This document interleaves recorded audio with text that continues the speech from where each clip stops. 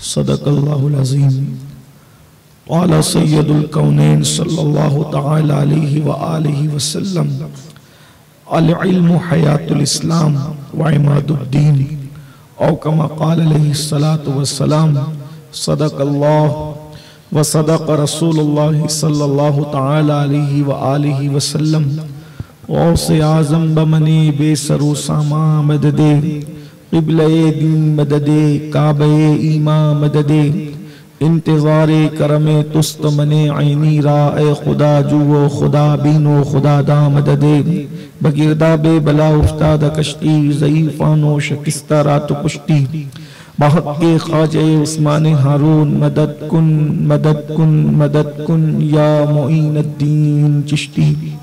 निहायती अदब और एहतराम के साथ, इजलाल व अदब के साथ अपने और सारी कायनात की मरकज़े अक़ीदत अनीसे बेकसां चारा साज़े दर्दमंदा, हम गरीबों के गमगुसार, हम फ़कीरों की सरवत, शहर यारे इरम ताजदारे हरम नौबहार शफाअत, शब असरा के दूल्हा नौशे बज़्म जन्नत, दानाए सुबुल मौलाए कुल ख़त्मुर रुसुल, खुसरवे खूबा सय्याह इला मक्का, वजहे कुन फ़का दुर्रिल्लाहिल मकनून, सिर्रिल्लाहिल मखज़ून, आलिमे मा काना व मा यकून, आबो गिले अंबिया जानो दिले अस्फिया, मतले हर सआदत मक्ते हर सियादत, खुलासे कायनात फ़ख्र मौजूदात, हुजूर अहमदे मुज्तबा मुहम्मद मुस्तफ़ा। अरवाहुना फ़िदा सल्लल्लाहु तआला अलैहि व आलिहि व सहबिही व बारक वसल्लमा की बारगाह बेकस पनाह में जिस तरीके से पढ़ाऊं सब मिलकर मेरे साथ पढ़ लें। अस्सलातु वस्सलामु अलैका या रसूल अल्लाह। अगर थक नहीं गए हो तो ये आशिकों की तरह पढ़ें। अस्सलातु वस्सलामु अलैका या नबी अल्लाह, अस्सलातु वस्सलामु अलैका या हबीब अल्लाह, व अला आलिका व अस्हाबिका या नूर अल्लाह, सल्लल्लाहु तआला अलैहि वसल्लम। अर्श की अक्ल दंग है, चरख में आसमान है, जाने मुराद अब किधर हाय तेरा मकान है। अर्श पे ताजा छेड़छाड़, फर्श पे तुरफा धूमधाम, कान जिधर लगाइए तेरी दास्तान है। वो जो न थे तो कुछ न था, वो जो न हो तो कुछ न हो, जान है वो जहान की, जान है तो जहान है। बज़्मे सनाए जुल्फ में मेरी आरूसे फिक्र को, सारी बहार हश्त खुल्द छोटा सा इत्रदान है। गोद में आलमे शबाब हाले शबाब कुछ न पूछ, गुलबुले बागे नूर की और ही कुछ उठान है। पेशे नजर वो नौबहार, सजदे को दिल है बेकरार, रोकिए सर को रोकिए, हाँ यही इम्तिहान है। खौफ न रख रजा जरा, तू तो है अब्द मुस्तफ़ा, तेरे लिए अमान है, तेरे लिए अमान है। आज की ये महफिल मदरसे के इफ्तिताए जदीद और बच्चों की दस्तार और बच्चियों की रिदा पोशी के हवाले से इनेकाद पजीर है। एक छोटे से गांव में एक बहुत बड़ा काम हुआ है। इस पर मैं बिरादर मुकर्रम जनाब जावेद भाई रज़वी और उनके तमाम रफ़का और सारपेटा के तमाम भाई और बहनों का मशकूर हूँ, उनको हदिया तबरीक पेश करता हूँ कि हमारे बिरादर मुकर्रम जनाब फैयाज रज़वी साहब की सरपरस्ती और सरबराही में यहाँ पर बड़ा अच्छा काम हुआ। अल्लाह ताला कबूल फरमाए। थोड़ा सा वक्त बचा है, मुझे फैयाज भाई ने बताया था कि 11:30 बजे महफिल ख़त्म होनी है और अब 11:30 में 5-7 मिनट कुछ कम बचे हैं। थोड़ी देर के लिए मैं ये चाहूँगा कि कुछ गुफ्तगू की जाए। अल्लाह अज़्ज़ा वजल ने अपने हबीब सल्लल्लाहु अलैहि वसल्लम को हर चीज दी। बहुत गौर करने की बात है, जितनी खूबियां हो सकती थी हर चीज अल्लाह ने महबूब को दी, और जो नहीं दी वो खूबी नहीं थी। जो कुछ दिया यानी जितनी खूबियां हो सकती थी, उन्हें हुस्न दिया, जमाल दिया, और इतना हुस्न दिया कि अब मजीद देने की गुंजाइश खत्म हो गई। यानी हर चीज को इंतहा पर दिया, कमाल कमाल हुस्न दिया, जो दिया कमाल दिया। इसलिए कि अल्लाह तो देने वाला है, लेकिन लेने वालों में उतनी ताकत नहीं थी। मिसाल के तौर पे समुंदर के पास पानी बहुत है, लेकिन समुंदर के पास पानी है, समुंदर पानी दे सकता है, मगर किसी के पास बर्तन ही नहीं है। जब बर्तन ही नहीं है तो वो समुंदर से कितना पानी लेगा? अगर बात समझ में आती है तो मुझे महसूस होना चाहिए कि मैं देहात में गुफ्तगू तो कर रहा हूं, लेकिन आशिकाने मुस्तफा के दरमियान कर रहा हूं, है ना। हमारे सामईन देहात में जरूर बैठे हैं, लेकिन ये शहर के पढ़े लिखों से ज्यादा इश्क रखते हैं। इसलिए ये महबूब की शान सुनना भी जानते हैं और महबूब की शान सुनकर मोहब्बत का इजहार करना भी जानते हैं। समुंदर पानी दे सकता है, लेकिन किसी के पास बर्तन नहीं है तो वो कितना लेगा? जितना चुल्लू में आएगा उतना लेगा। इसी तरह किसी के पास लोटा है, वो लोटा भर कर लेगा। किसी के पास ड्रम है, वो ड्रम भर कर लेगा। किसी के पास मशकीज़ा है, वो मशकीज़ा भर के लेगा। समुंदर देने में बखील नहीं है, लेकिन लेने वाले की औकात चाहिए। लेकिन कोई ऐसा बंदा भी होगा कि समुंदर तो देने वाला है, लेकिन कोई लेने वाला बड़ा दामन रखता है, तो फिर वो समुंदर से उतना लेगा बिला तमसील। मेरा अल्लाह जब्बार है, मेरा अल्लाह करीम है, मेरा अल्लाह अता करने वाला है, लेकिन सब लेने वालों में उतनी ताकत नहीं थी। जितना ज़र्फ इब्राहिम के पास था, इब्राहिम ने उतना लिया। जितना ज़र्फ यूसुफ के पास था, यूसुफ ने उतना लिया। जितना ज़र्फ दाऊद के पास था, दाऊद ने उतना लिया। जितना ज़र्फ अय्यूब के पास था, अय्यूब ने उतना लिया। सहाबा के पास जितना ज़र्फ था, उन्होंने उतना लिया। जिब्रील के पास जितना ज़र्फ था, उतना जिब्रील ने लिया। लेकिन देने वालों में अल्लाह की कोई मिसाल नहीं, और लेने वालों में मुस्तफा जाने रहमत जैसा दामन नहीं। इसलिए देने वाले ने खूब किया और देने वाले ने भी खूब लिया। सुभान अल्लाह, सुभान अल्लाह। कमाल पर दिया। मेरे इमाम कहते वो कमाल हुस्न हुजूर है कि गुमान नफ्स जहां की यही फूल खास दूर है, यही शम्मा है कि धुआं है। सुभान अल्लाह, सुभान अल्लाह। इतना हुस्न दिया कि अपने जलवों का आईना बना दिया है। कितना हुस्न दिया कि अपने जलवों का आईना बना दिया। उनके हुस्न की एक मिसाल पेश करता हूं।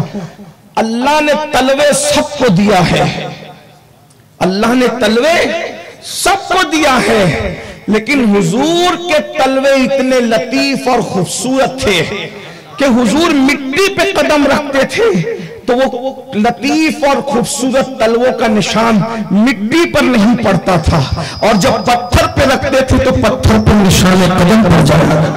सुभान अल्लाह, सुभान अल्लाह। आप कहेंगे ये हुजूर की खुसूसियत है सैयद, ये तो इब्राहिम अलैहिस्सलाम के पास भी है। मैंने कहा नहीं, मैंने कहा तवज्जो है, ध्यान से सुनना, क्योंकि अभी मौसम आने वाला है, इब्राहिम खलीलुल्लाह की कुर्बानियों का जिक्र होगा।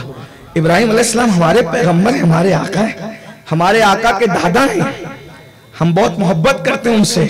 अंबिया में हुजूर के बाद सबसे बड़ा मर्तबा हजरत खलीलुल्लाह का है, लेकिन ये शान हजरत इब्राहिम अलैहिस्सलाम की भी नहीं है कि पत्थर पे कदम रखे और निशाने कदम पड़ जाए। आप कहेंगे फिर मकाम इब्राहिम क्या है? मैंने कहा वो भी हुजूर की वजह से, वो भी बोले वो भी हुजूर की वजह से। अगर इब्राहिम अलैहिस्सलाम के नक्शे कदम हर पत्थर पे पड़ते थे तो लाओ जरा दो चार पत्थर हमें भी दिखाओ। एक पत्थर के सिवा और पत्थर पे तो नक्शे कदम नजर नहीं आते, तो इब्राहिम अलैहिस्सलाम का नक्शे कदम पत्थर पे आया कैसे? कैसे आया वो भी पस मंजर सुनो। जब इब्राहिम अलैहिस्सलाम ने पूरा काबा बना लिया तो काबा बना करके अल्लाह की बारगाह में अर्ज किया, रब्बना तक़ब्बल मिन्ना इन्नका अंतस समीउल अलीम। मैंने ये मेहनत कर ली, इस मेहनत को कबूल कर ले। तो अल्लाह ने कहा मांग क्या मांगता है, मांग क्या मांगता है। तो खलीलुल्लाह ने कहा कि तेरा आखिरी नबी है जो तेरा सबसे बड़ा महबूब है, उसका नाम मोहम्मद है, तू उसको जमीन पे भेजेगा। मेरी तमन्ना ये है कि मुझे उसका दादा बना दे, उसको मेरी नस्ल में पैदा फरमा दे, ताकि उसकी वजह से मेरा नाम क़यामत तक जिंदा हो जाए। इब्राहिम पत्थर पे खड़े होकर ये दुआ कर रहे थे, जैसे ही ज़बान पे नाम मोहम्मद आया वो पत्थर नरम हो गया और उसने इब्राहिम खलीलुल्लाह के कदम अपने सीने में ले ले। जो पत्थर नबी के नाम पे नरम हो जाए वो पत्थर भी क़यामत तक इज्जत के काबिल हो जाए। क़यामत अल्लाह रब्बुल इज्जत ने फतेह मक्का के दिन सारे पत्थर उठा के फेंकवा दिए। अल्लाह ने फरमाया सब पत्थर उठा के फेंक दो, लात गुल उज्जा जो भी है ये सब फैल करके बैठे थे, सब उठा के फेंक दिए गए। अगर पत्थर ही फेंकवाना थे तो सब फेंकवाए, लेकिन दो पत्थर नहीं फेंके जाएंगे। कौन से दो? एक हजर अस्वद नहीं फेंका जाएगा और दूसरा मकाम इब्राहिम नहीं फेंका जाएगा। क्यों? इसलिए कि ये पत्थर नबी के नाम पे नरम हुआ था, जिसे मकाम इब्राहिम कहते हैं और जिसे हजर अस्वद कहते हैं। जब हलीमा तवाफ करके चुमवाने गई थी, इससे पहले हुजूर चूमते वो पत्थर निकलकर हुजूर को चूम लिया। कहा जिन पत्थरों ने महबूब का एहतराम किया उनका क़यामत तक एहतराम किया जाएगा। जो लोग अंगूठा चूमने के मुनकिर है वो भी हजर अस्वद चूमेंगे, इसलिए कि इसने महबूब के होंठ चूमे, उसने महबूब के होंठ चूमे। तो बात दूर न निकल जाए, मैं अर्ज कर रहा था टाइम बड़ा मुख्तसर रह गया। हुजूर को अल्लाह ने हुस्न दिया, कमाल का हुस्न दिया, इतना दिया कि इतना हुस्न वाला किसी को नहीं बनाया। बल्कि सूफिया कहते हैं उनको बना करके कुदरत ने वो दुकान ही बढ़ा दी, अब तेरे जैसा किसी को नहीं बनाएंगे। रुख मुस्तफा है वो आईना कि अब ऐसा दूसरा आईना न हमारी बज़्मे ख्याल में, न दुकानें आईना साज में, उन जैसा किसी को नहीं बनाएंगे। अल्लाह अकबर, क्या बनाया? हुजूर ताजुश शरिया कहते हैं आपकी तलात रब का आईना जिसमें चमके हक का जलवा आप हैं। अल्लाह अकबर, जिसमें खुदा का नूर चमकता है वो मुस्तफा जाने रहमत की सूरत है। अल्लाह अकबर, वो बेसूरत जलवों का अक्से जमील मुस्तफा जाने रहमत की शक्ल है, जिसे आईनाए वहदत कह लीजिए। आपकी तलात रब का आईना, तलाते मुस्तफा आईनाए रब है। अल्लाह अकबर, तो हुस्न इतना दिया, अब मजीद हुस्न की गुंजाइश न रह गई। बल्कि हुस्न के मुतालिक इतना सुन ले, एक मर्तबा मेरे आका ने नए कपड़े पहने और नए कपड़े पहनकर सैयदा आयशा के सामने खड़े होकर इरशाद फरमाया, आयशा मैं कैसा लग रहा हूं, जरा गौर तो फरमाएं। अल्लाह अकबर, ऐसा लगता है जैसे रहमते खुदा बनाए लेती होगी। जब आमिना का लाल बन संवर करके सैयदा आयशा से पूछता होगा, आयशा मैं कैसा लग रहा हूं। मुसलमानों अपने मुकद्दर पे नाज करो, अल्लाह ने हमें कायद भी दिया तो इतना खूबसूरत दिया कि इतना खूबसूरत कायद किसी के पास मौजूद ही नहीं है। हम कहते लाओ ना, जिसे देखकर बुद्ध भी सजदा करे, जिसे देखकर बुद्ध भी कलेमा पढ़े, वो मुस्तफा जाने रहमत का हुस्न है। क्या हुस्न है ऐ सैयदे अबरार तुम्हारा, अल्लाह भी है तालिबे दीदार तुम्हारा। और क्यों दीद के मुश्ताक ना हो हजरत यूसुफ, अल्लाह का दीदार है, दीदार तुम्हारा। अल्लाह अकबर, क्या हुस्न है, क्या जमाल है। अल्लाह अल्लाह कहने लगे, आयशा मैं कैसा लग रहा हूं। पूछा उससे जो मुफ्ती चार मिल्लत थी, वो फकीहा थी, आलिमा थी, मुहद्दिसा थी, रसूलुल्लाह की डायरेक्ट शागिर्दा थी और हजारों सहाबा और हजारों ताबईन की उस्ताद थी। अल्लाह अकबर, फौरन कहा या रसूल अल्लाह आप कैसे लग रहे हैं। जुलेखा और उसकी सहेली जिन्होंने यूसुफ को देखा, उन्होंने उंगलियां काटी यूसुफ का हुस्न देखकर। अगर वो औरतें आपको देखती तो उंगलियां नहीं काटती, वो अपने दिलों पर छुरी फेर लेती। हुस्न यूसुफ वो था कि एक बार उंगली कटी। तवज्जो, गौर करें, हुस्न यूसुफ ये था कि एक बार उंगली कटी, न उससे पहले कटी न उसके बाद कटी, लेकिन हुस्न मुस्तफा ये है कि उनके नाम पर सर बार बार कट रहे हैं। देखा तो भी काट दिया, न देखा तो भी काट दिया। सुभान अल्लाह। हुस्न यूसुफ पे कटी, मिस्र में अंगुश्ते जना सर कटाते हैं तेरे नाम पे मर्दाने अरब, और कयामत तक सर कटाए जाते रहेंगे। बद्र और उहद वालों ने देख देख करके कुर्बानी दी, और जिन्होंने नहीं देखा उन्होंने बिन देखे उनके नाम पे सर कटा दी। इतनी खूबसूरती थी। मैं अगर खूबसूरती पे बात करूं जो मेरा पसंदीदा उन्वान है तो महफिल इसी पे खत्म हो जाए, लेकिन मुझे उन्वान कुछ दूसरा दिया गया। हुस्न बहुत दिया, बल्कि ये कह दूं कि उनको हसीन ही क्या बनाया बल्कि सरापा हुस्न बनाया। सब लोग हसीन कहलाते हैं, इतराते हैं, और हुस्न जब तक उनके कदमों में ना आए तो हुस्न इज्जत नहीं पाता। और मेरे इमाम कहते हैं हुस्न खाता है जिसके नमक की कसम, हुस्न खाता है जिसके, सब हसीनों की कसम खाते हैं लेकिन हुस्न खाता है जिसके नमक की कसम, वो मलीह दिलारा हमारा नबी। इतना हुस्न दिया, तकवा इतना दिया कि उनसे बड़ा कोई मुत्तकी नहीं अल्लाह की कायनात में। सबसे ज्यादा मुत्तकी हुजूर हैं। इतनी अच्छी औलाद हुजूर को दी कि इतनी अच्छी औलाद किसी को नहीं। हर एक की औलाद में बिगड़े सुधरे सब है। तवज्जो आपकी, अगर आप भूल नहीं रहे तो तवज्जो आपकी। हर एक की औलाद में बिगड़े सुधरे सब हैं, लेकिन रसूलुल्लाह की औलाद में सब सुधरे ही सुधरे आपको मिलेंगे, और इतने बड़े बड़े मिलेंगे कि इतना बड़ा आपको कोई नहीं मिलेगा। तवज्जो फरमाए, कयामत के करीब किस किस की औलाद कितनी बिगड़ेगी, इस पर कोई आपके पास सबूत है?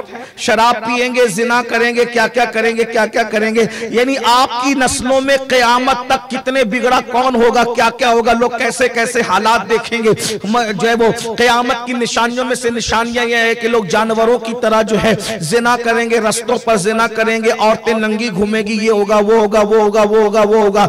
यानी आपकी औरतों, आपकी औलाद में, किसी की औलाद में कौन कितना बिगड़ा होगा, कौन कितना बिगड़ा होगा, कौन कितना बिगड़ा होगा, कोई गारंटी नहीं। लेकिन नबी की औलाद में सैयदा फातिमा है। तकवे का आलम यह है कि उनके दुपट्टे को उनके दुपट्टे को चांद और सूरज ने नहीं देखा, और कयामत के करीब जो औलाद पैदा होगी दुनिया उसको इमाम महदी कहेगी। वो इतना मुत्तकी होगा कि उनके पीछे हजरत ईसा नमाज पढ़ेंगे। सुभान अल्लाह। जिसकी औलाद में आखिरी में इतना मुत्तकी होगा, फिर उसकी नस्ल के तकवे का आलम क्या होगा। सुभान अल्लाह।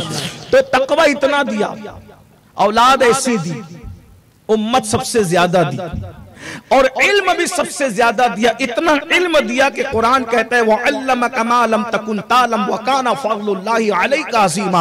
हबीब, हमने आपको वो सब कुछ सिखा दिया जो आप नहीं जानते थे। अर्रहमानु अल्लमल कुरान खलकल इंसान अल्लमहुल बयान। ऐ महबूब, ऐ महबूब, हमने आपको कुरान सिखाया, रहमान ने आपको कुरान सिखाया। एक मकाम पर इरशाद फरमाया जाता है इक़रा बिस्मि रब्बिकल्लज़ी खलक़ खलक़ल इंसान मिन अलक़। अल्लाहु अकबर। आप गौर फरमाए, एक मकाम पर इरशाद फरमाया जाता है ऐ महबूब, अल्लाह अकबर, आप जो कुछ नहीं जानते थे वो सब कुछ दिया। रहमान ने कुरान सिखाया, इंसान को अल्लाह ने इल्म बयान सिखाया। इल्म बयान, अल इंसान से मुराद मुफस्सिरीन कहते हैं अलीफ लाम जो है ये किसी खुसूसियत की तरफ इशारा करता है। इससे मुराद इंसानियत की जान मुहम्मदुर रसूलुल्लाह की जात है। गर्ज के हुजूर को इतना इल्म दिया। इसी को मेरे इमाम कहते हैं ऐसा उम्मी किस लिए मिन्नत कशे उस्ताद हो, ऐसा उम्मी किस लिए मिन्नत कशे उस्ताद हो। क्या किफायत उसको इकरा रब्बुकल अकरम नहीं। अल्लाह अकबर। हुजूर उम्मी है, उम्मी। यहां पर भी कुछ लोगों को ठोकर लगी, का उम्मी का मतलब नबी अनपढ़ है। मैंने कहा पागल, तू नबी की हदीस पढ़कर अल्लामा हो गया और तू नबी को अनपढ़ कहता है, तुझे शर्म नहीं आती। उम्मी का मतलब क्या है? उम्मी का मतलब नबी के लिए ये है कि डायरेक्ट अल्लाह का शागिर्द, अल्लाह के अलावा किसी से उसने इल्म हासिल नहीं किया, अल्लाह ने उनको इल्म सिखाया। रही बात उनका इल्म कितना है, एक इशारा देना चाहता हूं, उनका इल्म कितना है। रसूलुल्लाह ने फरमाया अना मदीनतुल इल्म व अलीजुन बाबूहा, मैं इल्म का शहर हूं। क्या फरमाया? मैं इल्म का शहर हूं। अगर ये बात मैं उलमा के मजमे में कहता तो कोई आलिम खामोश नहीं रहता, इसलिए कि बात कितनी बड़ी हुजूर कर रहे हैं। अना मदीनतुल इल्म, मैं इल्म का गांव नहीं हूं, मैं इल्म का देहात नहीं हूं, मैं इल्म का मोहल्ला नहीं हूं, मैं इल्म की गली नहीं हूं, मैं इल्म का घर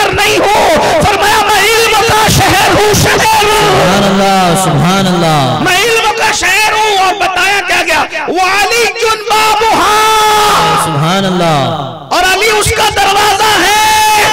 नबी का इल्म कैसे मालूम करोगे? सारपेटा में ये शहर है कि गांव है? जो भी है मिल के बोलो, डरो नहीं। बोलो भाई क्या है? सब मिल के बोलो क्या है? जो चीज यहां नहीं मिलती कहां जाते हो? अमलनेर। जो चीज अमलनेर में नहीं मिलती कहां जाते हो? दुलिया। जो चीज दुलिया में नहीं मिलती कहां जाते हो? हैं? मिल के बोलो, खुश ना करो, बोलो कहां जाते हो? जो मालेगांव में ना मिले कहां जाते हो? मुंबई तक जाते हो। लेकिन मुंबई जाते हैं तो वहां हर चीज, बोलो क्या हर चीज? हर चीज। बात समझ में नहीं आई, बोलो हर चीज। मुंबई में हर चीज मिलती है। मॉल भी है, ये भी है, वो भी है, वो भी है, वो भी। हुजूर फरमा रहे अना मदीनतुल इल्म, सुभान अल्लाह, सुभान अना अल्लाह। मदीनतुल इल्म, मैं इल्म का शहर हूँ, इल्म की गली नहीं, इल्म का घर नहीं। इल्ला अल्लाहु अकबर। यानी जैसे शहर में हर जरूरत की चीज मिलती है, मैं इल्म का शहर हूँ। जो इल्म चाहिए मेरे पास तुम्हें मिलेगा। साइंस का इल्म मेरे कदमों से जारी होगा, ज्योग्राफी का इल्म मेरे कदमों से जारी होगा, रियाजी का इल्म मेरे कदमों से जारी होगा। जैसे हर चीज शहर में मिलती है, वैसा जो भी क़यामत तक इल्म है सब मुस्तफा जाने रहमत के पास मौजूद है। नारे तकबीर, लेकिन नारे रिसालत। लेकिन ये बात पता कैसे चलेगी? क्योंकि शहर कोई देख पाता है? बोलो मुंबई को कोई देख पाया? पूछो कायदे मोहतरम हुजूर अमीर सुन्नी दावत इस्लामी से। 50 साल से ज्यादा से मुंबई में रहते हो। मुंबई की हर मार्केट देखी है?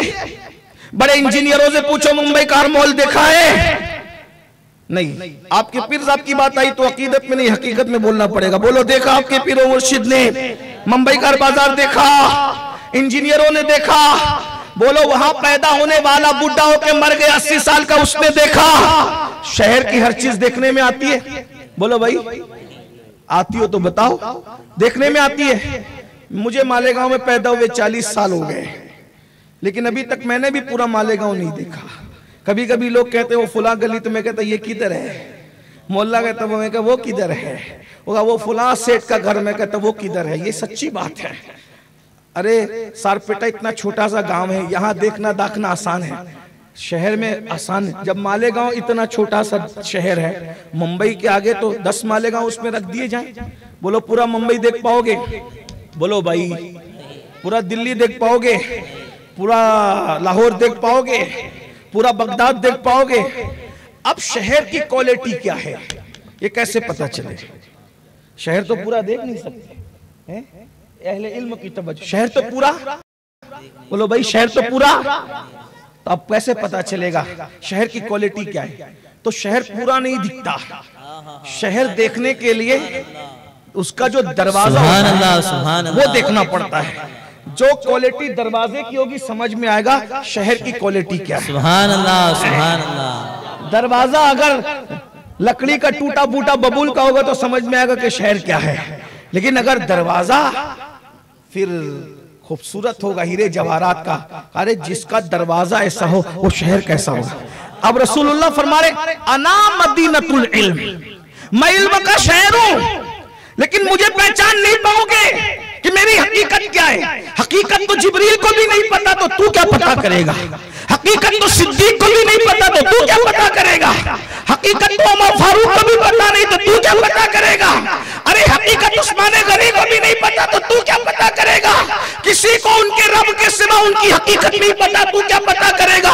का इल्म का शहर हो, शहर की क्वालिटी क्या है बता देता हूँ। शहर को तू पहचान नहीं पाएगा, वो अली बाबूहा, अली उसका दरवाजा है। अगर मेरे इल्म का अंदाजा करना है तो दरवाजे को देख, तुझे पता चलेगा। जब दरवाजा ऐसा है तो शहर का आलम क्या हो। नारे हैदरी, नारे हैदरी।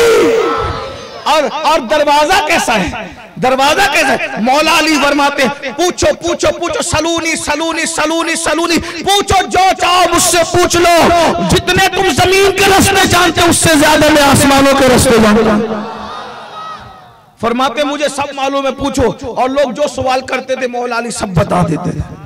मौला अली का इल्म कितना था, जब दरवाजा ऐसा है शहर कैसा होगा। एक मिसाल देता हूं, सुबह हुई, मौला अली ने अपने गुलाम को बुलाया, कंबर इधर आ। मौला पाक के गुलाम का नाम क्या था, बोले क्या नाम था, कंबर। ये कंबर भी मिला था ना, ये था बादशाह का बेटा। क्यों मिला था, इसकी एक दास्तान है, मैं उन्वान से दूर हो जाऊंगा, कभी बताऊंगा कि कंबर मौला अली से कैसे मिला। बड़ा दिलचस्प उन्वान है, लेकिन उसमें आधा पौन घंटा चला जाएगा, लेकिन कभी किसी मौके पे याद दिलाना तो बताऊंगा कंबर मिला कैसे। तो कंबर को बुलाया, अब बादशाह का बेटा मौला अली का गुलाम बना था, कंबर इधर आ, कंबर इधर आ। और सुबह हुई का देख तो कूफा में दो मियाँ बीवी झगड़ा कर रहे हैं। अपने घर में बैठ के मौला अली, तवज्जो करें, अपने घर में बैठ के मौला अली करे, कंबर इधर आ। ओ कूफे के वो फुला मोहल्ले के अंदर दो मियाँ बीवी आपस में झगड़ा कर रहे हैं, दोनों को मेरे पास पकड़ के ला। अली पाक को पता है अपने घर में कि किसके घर में झगड़ा हो रहा है। मौला अली, इस पर मैं नहीं बोलूंगा सुन्नियों को कि बोले सुभान अल्लाह। जिक्र अली आए तो ऐसे चुप करके बैठे तो फिर मजा नहीं आता। मेरे भाई अली का जिक्र आता है तो मुर्दे भी बोल पड़ते हैं ना, हाँ पत्थर भी बोल पड़ते हैं। अगर आप थक गए तो मुझे कोई शिकवा नहीं है, लेकिन मैं थका हुआ नहीं हूं, क्योंकि जब आकाओं का जिक्र आता है तो मेरी रूह मेरे वजूद के अंदर रक्स करने लगती है। अपने पास है क्या और इनकी गुलामी के सिवा क्या है। अभी ये मेरा भाई जावेद मोहब्बत से मेरे लिए क्या क्या बोल रहे थे, कोई बात नहीं, कुछ नहीं है, हम अपने पास क्या, हम तो फकीर हैं। दुनिया में अपने से बड़ा कोई गुनहगार नहीं, दुनिया में अपने से बड़ा कोई बदकार नहीं, दुनिया में अपने से बड़ा कोई पापी नहीं। लेकिन बात याद रखना, मैं अपने दोस्तों से भाइयों से कहता हूं, माइक पर मेरी तारीफ ना किया करें, अपने आकाओं की तारीफ करें। इनकी मोहब्बत है, इनकी मोहब्बत है, ये लोग कहते रहेंगे। आप कोई उम्मीद वाबस्ता नहीं रखना, मैं सच्चाई अपनी बता देता हूं कि मुझसे बड़ा पापी दुनिया में नहीं है। अल्लाह करे मैं बख्श दिया गया तो सब बख्श दिए जाएंगे, अपनी कोई औकात नहीं। मगर हाँ इतना जरूर है, हम हैं पापी और मुजरिम जरूर, लेकिन ऐसों के दामन से वाबस्ता है, ऐसे आकाओं के दामन से वाबस्ता है कि बरेली का ताजदार नाश करके कहता है, कैसे आकाओं का बंदा हूं रजा बोल वाले मेरी सरकार। अल्लाह सुभान अल्लाह। अपनी औकात क्या है, अपना तारुफ बस इतना है, अपना तारुफ बस इतना है, बस को सफा गश्त बेचारा जामी गुलामे गुलामा में आले मोहम्मद। सुभान अल्लाह। मौला मुश्किल कुशा ने फरमाया कि जा दो मियां बीवी लड़ रहे उनको बुला करके ला। जो नबी के इल्म गैब का इनकार करते वो अली को नहीं मानते, इसीलिए इनकार करते। जिस दिन उनको अली पता चल जाएगा वो नबी के इल्म गैब का कभी इनकार नहीं करेंगे। और अली से जुड़ोगे ना तो फिर सब पर्दे उठेंगे, क्योंकि अली वो वली है। काजी सनाउल्लाह पानीपती लिखते हैं कि आदम अलैहिस्सलाम के जमाने से लेके आज तक जो भी वली बना है वो अली की वजह से वली बना है। जो दुनिया में आने से पहले विलायत बांटता हो वो दुनिया में आने के बाद क्या क्या ना बनाता होगा। अली अली कर कर लोग वली बन गए। मेरे इमाम आला हज़रत कहते हैं सलामी जिसके दर का हर वली है, अली है हाँ अली है हाँ अली, अली फिर अली है। बुला के लाओ को पकड़ के ला। कंबर ने नहीं कहा सरकार नबी को नहीं पता तो आपको कैसे पता, इसलिए कि उस दौर में तबलीगी जमात नहीं बनी थी। क्या बात है, उस दौर में ऐसे लोग नहीं बने थे जो नबी के इल्म गैब का। कंबर गया, बल्कि हजरत कंबर गए, वो मेरे आका है, गुलाम है मौला अली के, लेकिन मेरे आका है। कंबर गए, वाकई देखा कि दोनों झगड़ा कर रहे हैं, मियां अभी भी झगड़ा कर रहे हैं। आपको शायद बात समझ में नहीं आ रही है तो मुझे कोई बात नहीं, अगर न समझ में आए तो फिर मैं थोड़ा सा अमलनेर में उतर करके बोलने लगूं। लेकिन अगर मेरी बात समझ में आ रही है तो मैं समझता हूं कि आपका ज़ौक़ सलामत रहना चाहिए। मुझे उन्वान इल्म का दिया गया, लेकिन थोड़ा सा मैं दूर हो गया, मगर इल्म से हटा नहीं हूं, क्योंकि इल्म का शहर भी हो रहा है और इल्म का दरवाजा भी बयान हो रहा है, और ये इल्म की महफिल है। मौला मुश्किल कुशा ने कंबर से कहा, कंबर दो लोग झगड़ा कर रहे, दो लोग झगड़ा कर रहे, जा और उनको पकड़ के ला। मौला कंबर गए, कंबर जाकर कहा झगड़ा मत करो, चलो तो तुम्हें मौला बुला रहे। मौला पाक की बारगाह में दोनों आए, जी मौला, क्योंकि पूरी कायनात मेरे मौला का एहतराम करती थी, मेरे मौला की ताजीम करती थी, मेरे मौला की इज्जत करती थी, क्योंकि मेरे आका ने फरमाया अली तुझसे मोहब्बत सिर्फ मोमिन करेगा, मुनाफिक तुझसे मोहब्बत नहीं कर सकता। जो मोमिन है सब अली का बेदाम गुलाम बनता है। अल्लाह अकबर। मोमिनीन मौला अली से टूट कर मोहब्बत करते, रज रज के मोहब्बत करते। करते, गज गज के मोहब्बत करते हैं। और जिसके सीने में जितनी मोहब्बत अली है उसका ईमान उतना मजबूत है। लेकिन एहतराम सहाबा के साथ, अजमत खुलफाए राशिदीन के साथ, अल्लाह अकबर, दोनों आए। जी मौला हुक्म फरमाए। मौला ने फरमाया क्यों लड़ते हो?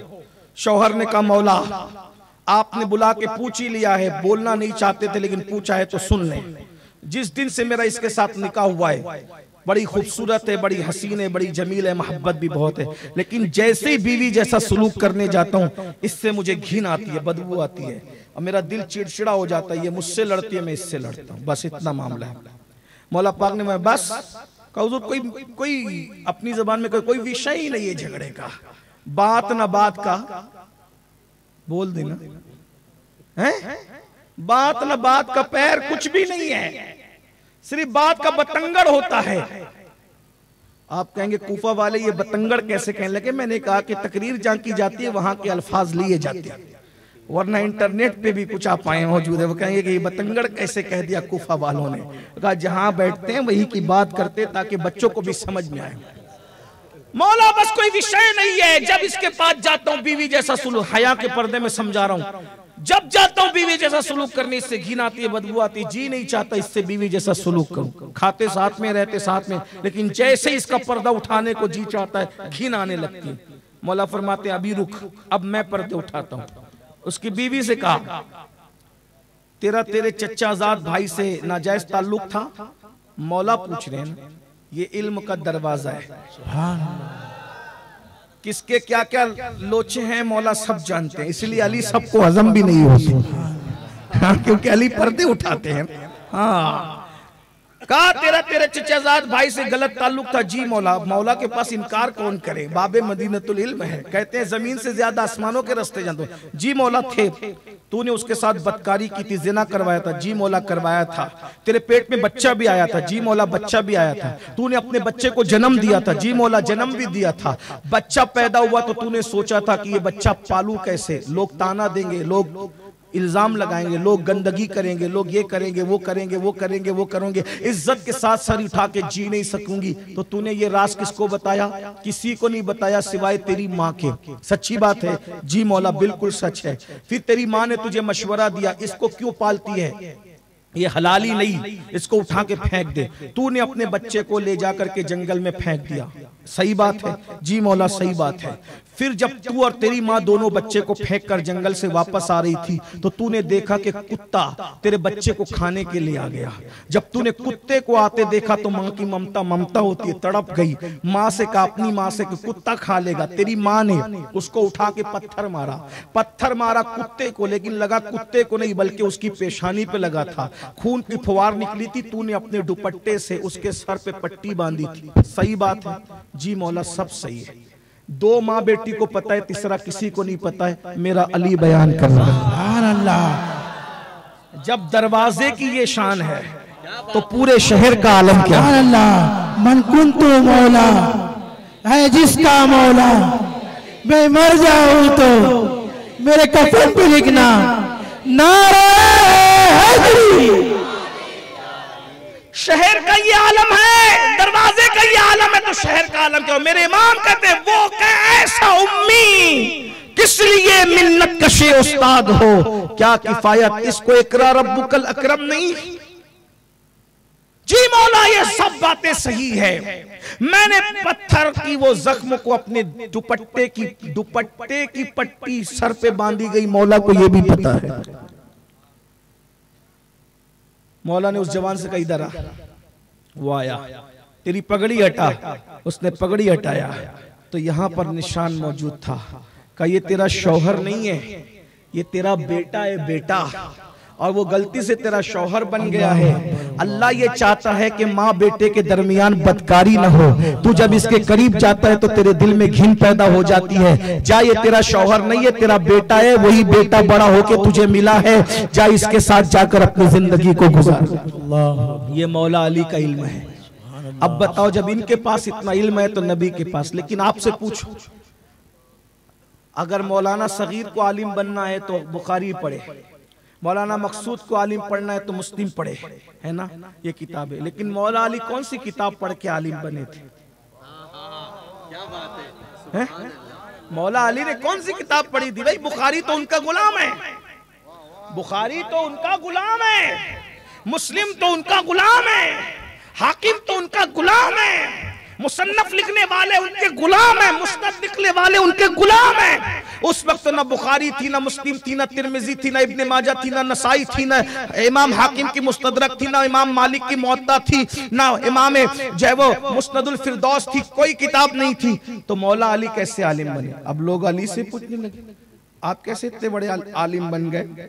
मौला ने फरमाया जब मैं हुजूर को गुस्ल दे रहा था विसाल से के वक्त, आका ने मुझसे कहा था अली मुझे गुस्ल तुम लोग देना, कफ घर वाले कफन पहनाना, और सब हुजूर के घर वाले हजरत कुसम मौला अली इस तरीके से ये लोग सब मिल करके हुजूर को गुस्ल दिए, कफन पहनाए। तो मौला फरमाते मैं गुस्ल दे रहा था तो गुस्ल देते देते मेरे दिल में ख्याल आया अब हुजूर मुझे नजर आने वाले नहीं है, तो मैंने क्या किया, हुजूर के भवों पर जो पानी जमा था, हुजूर की पलकों पर भवों पे जो पानी जमा था, जो नाफ में पानी जमा था, सब मैंने कपड़े से खुश्क कर दिया, लेकिन नाफ का पानी, पलकों का पानी, भवों का पानी मैंने मुंह से चूस लिया। बस वो नबी का पानी चूसने की बरकत है कि अल्लाह ने मुझे इतना इल्म अता फरमाया। जिसके कतरे चूस कर इतना इल्म मिलता हो। अभी मैं अपने उन्वान पर नहीं आया, तवज्जो फरमाएं। अभी अल्लाह अकबर, जिसके नाफ की, पहली बात तो नाफ वाला पानी पिया ही नहीं जा सकता। जो कहते हैं ना नबी हमारी तरह, मैंने कहा मुल्ला जी जरा होश कर, हाँ जरा नाफ में उंगली डालकर चेक करके तेरी औकात क्या है? तेरी नाफ ऐसी सड़ी हुई बदबू मारे कि तेरे बच्चे भी अगर सूंघ ले तो उनको उल्टी जैसा दिल करने लगे। इससे ज्यादा मैं कुछ नहीं कहता, मैं कोई गुस्से में नहीं आया हूं, लेकिन मैं बात कर रहा हूं लोग कैसे कह देते हम नबी की तरह, लेकिन नबी की नाफ इतनी खुशबूदार थी कि उस कटोरी के अंदर पानी जमा हुआ, अली जैसे पाकीज़ा और पवित्र ने उसको पी लिया, कितनी खुशबूदार थी। अली जैसा पाकीज़ा और पवित्र इसलिए कह रहा हूं, पवित्र अली है, पाकीज़ा अली है, इसलिए इन लोगों के लिए आयत तत्हीर नाजिल हुई है। अली वो पवित्र और पाकीज़ा हस्ती का नाम है कि रसूलुल्लाह ने फरमाया, तिरमिजी शरीफ की हदीस है, तिरमिजी शरीफ की हदीस से आका फरमाते हैं जिसके दरवाजे मस्जिद नबवी में खुलते हैं सबके दरवाजे बंद कर दिए जाएं, अब दो ही दरवाजे खुले रहेंगे, या तो नबी का या तो अली का। जनाबत की हालत में दो ही लोग मस्जिद से गुजर सकते हैं, या तो अल्लाह का नबी गुजर सकता है या तो मोमिनों का अली गुजर सकता है। सुभान अल्लाह। अली उस पवित्र पाकीज़ा हस्ती का नाम है जो मस्जिद में भी जनाबत की हालत में गुजर जाए। उन्होंने नबी के नाफ का पानी पिया। जरा गौर फरमाए, जब नबी के नाफ का पानी पीकर इतना इल्म मिलता है। दूसरी बात और अर्ज कर दूं, एक सहाबी है, उनको मौल्लिमुल उम्मा कहा जाता है। उनके बारे में कहा गया था अगर कुरान सीखना है तो अब्दुल्ला इब्ने मसूद से सीखो, अल्लाह ऊपर दीन सीखना है तो इब्ने मसूद से। यहां तक कहा गया अब्दुल्ला इब्ने मसूद जिस महफिल में मौजूद हो दूसरा कोई फतवा नहीं दे सकता। अब्दुल्ला इब्ने मसूद की शान है। किसी ने अब्दुल्ला इब्ने मसूद से पूछा, इब्ने मसूद तुझे इतना इल्म कैसे आ गया? क्योंकि बुखारी, मुस्लिम, तिरमिजी, इब्ने माजा तो उस वक्त भी नहीं थी। इतना इल्म तुम्हें कैसे आ गया? अब्दुल्ला इब्ने मसूद कहते हैं मैं नबी के पीछे पीछे फिरता रहा। तवज्जो फरमाए, बहुत कीमती बात आ गई, उन्वान पे आ रहा हूं। क्या फरमाया? बहुत इम्तिहान में नहीं रखूंगा, गर्मी का मौसम है, मुझे भी सफर करना है। तवज्जो है आपकी, जरा तवज्जो है, गौर फरमाए। अब्दुल्ला इब्ने मसूद से कहा आप मुअल्लिमुल उम्मा, आप मुफ्ती बने, आप इतने बड़े आलिम बने, पूरी उम्मत के उस्ताद कहलाए, आपके पास इतना इल्म कैसे है? कभी नबी के पीछे पीछे फिरता था। नबी जहां घर में जाते थे, मस्जिद में जाते थे, महफिल में जाते थे, अपनी नालैन उतार देते थे। मैं हुजूर की नालैन उठा लेता था और अपनी आस्तीन में हुजूर की नालैन छुपा लेता था और छुपा कर इस तरह अपने दिल पर और सीने पे लगा के बैठ जाता था। नबी की नालैन सीने लगा लगा कर बैठने की बरकत से अल्लाह ने मुझे इतना इल्म अता फरमा दिया। जो नबी के जूते दिल और सीने से लगा ले वो इतना बड़ा आलिम बने कि पूरी उम्मत का उस्ताद बन जाए। जो नबी के कतरे चूस ले वो इतना बड़ा आलिम बने कि बाबे मदीनतुल इल्म कहलाए। हर सवाल का जवाब अली ने देना है। हजरत फारूक आजम कहते हैं मैं अल्लाह की पनाह मांगता हूं, अल्लाह की पनाह चाहता हूं जब उस मजलिस से, उस फैसले से जिसमें अली ना हो। अगर अली ना होते तो उमर हलाक हो गया हो। लोग अजीब अजीब उठ पटांग सवाल लेकर के आते थे, मौला अली सब सवाल का जवाब देते थे। ये भी एक अलग उन्वान है। कुछ यहूदी आए आकर के बहुत सवाल किए और उसका जवाब किसी ने नहीं दिया, उसका जवाब मेरे मौला अली ने दिया। उस सवाल के जवाब में एक सवाल बताता हूं, जवाब भी बताता हूं, मजा आ जाएगा। मौला अली से बल्कि सैयदना फारूक आजम से बहुत से सवाल यहूदियों ने आके पूछे। एक सवाल ये किया, ऐसी कब्र का नाम बताओ, ऐसी कब्र का नाम बताओ जो अपनी मैयत को ले लेकर के फिरती रहती थी। अपने मैयत को लेकर के ऐसी कब्र का नाम बताओ जो अपने अंदर को ले लेकर के फिरती रहती थी। सबने कहा यार कोई फिरने वाली कब्र ही नहीं है। तो कहा ये जवाब कोई दे सकता है तो अली दे सकते हैं। मौला अली को बुलाया तो मौला अली ने मुस्कुरा के कहा आसान है, वो मछली थी यूनुस अलैहिस्सलाम को पेट में रख करके वो कब्र बन करके जो पूरे दरिया में फिरती रहती थी। एक सवाल और सुन ले, एक सवाल और किया गया, बहुत से सवाल किए गए। कहा कि ऐसा जमीन का हिस्सा बताओ कि जहां पहली और आखिरी मर्तबा सूरज की किरणें पड़ी, ना उससे पहले पड़ी ना कयामत तक उसके बाद पड़ेगी, बताओ वो कौन सी जगह है। तो मौला मुश्किल कुशा ने मुश्किल कुशाई करते मुस्कुरा के फरमाया वो दरिया था जो हजरत मूसा ने असा मार करके फाड़ दिया था, उस पर उससे पहले भी कभी सूरज की किरणें नहीं पड़ी, उसके बाद भी कयामत तक नहीं पड़ेगी।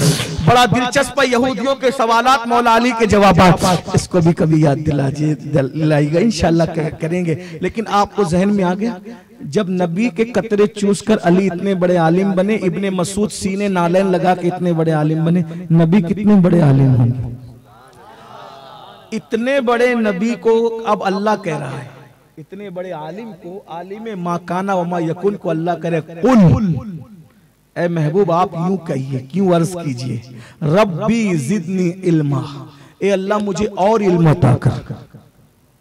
किसी चीज के मांगने का हुक्म नहीं दिया, बढ़ोतरी के तरीका इल्म, यानी इल्म इतना देकर भी, इतना इल्म देकर भी नबी से कहा जा रहा है कि आप इल्म और मांगे। यानी अल्लाह के नजदीक इल्म से ज्यादा किसी चीज की अहमियत होती है तो अल्लाह अपने महबूब से वही चीज का हुक्म करता कि तुम ये चीज मांगो। इससे पता चला इल्म की अहमियत क्या है। बस आखिरी बात, आज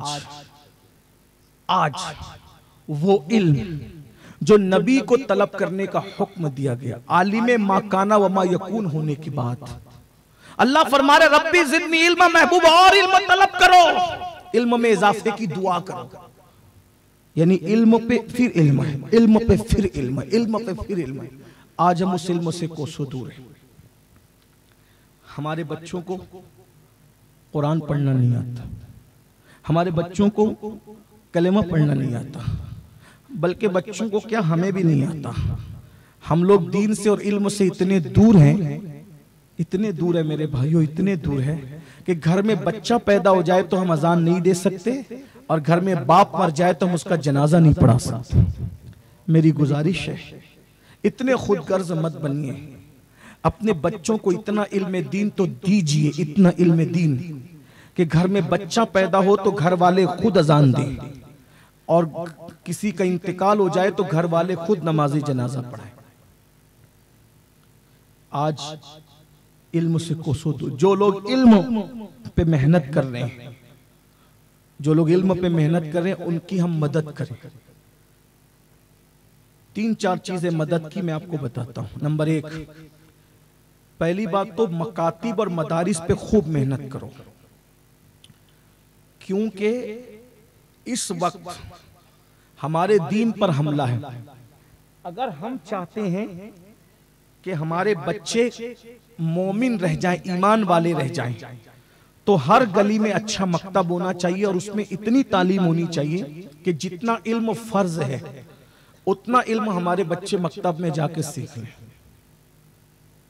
और अपने बाप दादाओं का घर में किसी का इंतकाल हो तो हम लोग क्या करते हैं, खाना खिलाते हैं। अच्छी बात है, इनकार नहीं कर रहा हूं, खिलाइए। सैयदी आला हजरत इमाम अहमद रजा खान मुहद्दिस बरेली से पूछा गया कि एक शख्स है जो अपने बाप के इसाले सवाब के लिए खाना खिलाता है और एक बंदा वो है जो किसी तालीम में मदद करता है, दोनों में ज्यादा सवाब किस में है?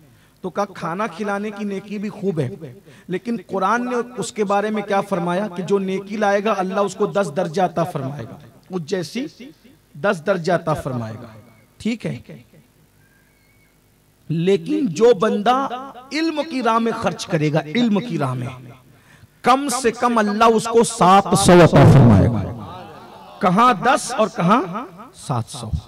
तो अगर अपने घर में किसी का इंतकाल हो तो खाना खिलाने की, अगर खाना खिलाते हो 100 लोगों को, 10 को खिलाओ, 90 का पैसा उठाकर मकतब पे लगाओ, तालीम पे लगाओ, इल्म पे लगाओ। इसमें आपके वालिदैन को, मरहूमीन को ज्यादा सवाब मिलेगा। ये इमाम अहमद रजा मुहद्दिस बरेली की तालीम है और उन्होंने कुरान की आयतों से इस्तिदलाल किया। आपको पढ़ना है तो फतावा रज़विया शरीफ की तरफ रुजू फरमाएं। उसकी वजह यह है कि खाना खाकर, अब आप गौर करें, खाना खाकर जिसका पेट भर गया ये दूसरे का पेट नहीं भर सकता। खाना खिलाना बड़ी नेकी है, लेकिन उसकी नजाकत समझें।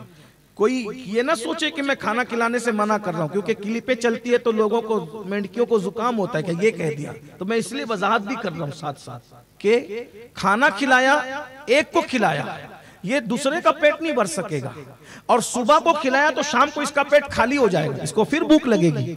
लेकिन अगर आपने अपने बाप के इसाले सवाब के लिए, अपनी माँ के इसाले सवाब के लिए, अपनी दादी के इसाले सवाब के लिए किसी को आलिम बना दिया तो वो इल्म कभी खत्म नहीं होगा। और वो एक आलिम जिसको आपने इसाले सवाब के लिए आलिम, हाफिज, कारी, मुफ्ती बनाया, वो हजारों को आलिम, मुफ्ती, हाफिज, कारी बनाता रहेगा और उन सब का सवाब आपके मरहूमीन को मिलता रहेगा। यानी चिराग से चिराग जलेंगे। और आज उलमा से, इल्म दीन से दूर करने की साजिश की जा रही है। क्यों? इसलिए कि इस्लाम दुश्मन ताकतें जानती है जब तक मुसलमान इल्म और उलमा से करीब रहेंगे उनका ईमान छीना नहीं जा सकता। इसलिए अपने इल्म से भी करीब रहो, उलमा से भी करीब रहो। इल्म बहुत बड़ी चीज है। अल इल्म हयातुल इस्लाम व इमादुद्दीन। इल्म इस्लाम की जिंदगी है और दीन का सुतून है।